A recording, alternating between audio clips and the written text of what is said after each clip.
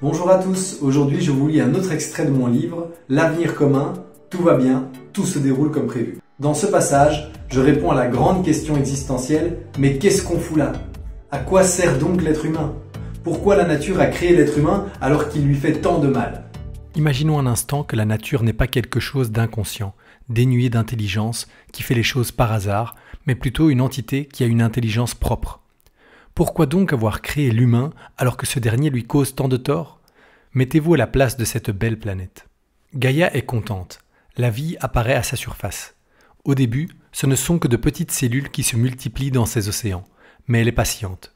Au bout de centaines de millions d'années, elle est recouverte de plantes et les premiers êtres pluricellulaires complexes sortent des océans pour ramper sur sa terre.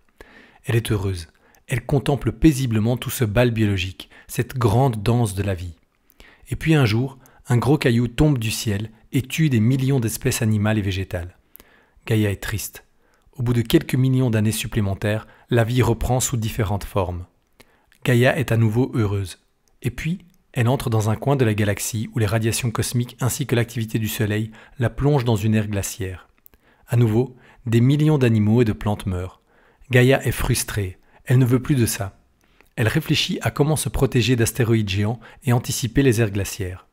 Elle regarde ce qu'elle a comme instrument à sa disposition.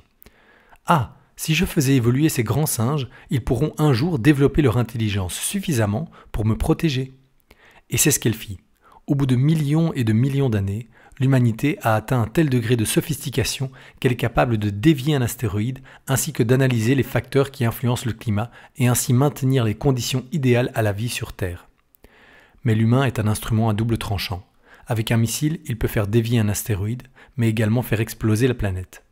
Il peut proactivement restaurer un écosystème comme il peut le détruire en quelques années. Gaïa n'avait pas le choix. Elle ne pouvait pas préprogrammer l'humain pour la protéger, tel un robot, car alors il n'aurait pas été assez intelligent et innovant pour trouver des solutions originales à de nouveaux problèmes. Gaïa attend donc patiemment que l'humain s'éveille et comprenne sa raison d'être. D'une certaine manière, l'humain est son système immunitaire ainsi que son cerveau, la manifestation de son intelligence, de sa sagesse et de sa volonté de vivre. L'humain est censé la protéger et protéger la vie. Mais Gaïa est triste, car une bonne partie de l'humanité sombre dans l'autoflagellation et la culpabilité. Beaucoup d'humains se disent que cette planète serait plus heureuse sans eux. Le système immunitaire peut parfois se retourner contre le corps. Cela s'appelle une maladie auto-immune. C'est très dangereux et on peut très vite en mourir. Mais est-ce une raison de se débarrasser de son système immunitaire? Il est disponible sur Amazon en format papier et Kindle. J'espère qu'il vous plaira.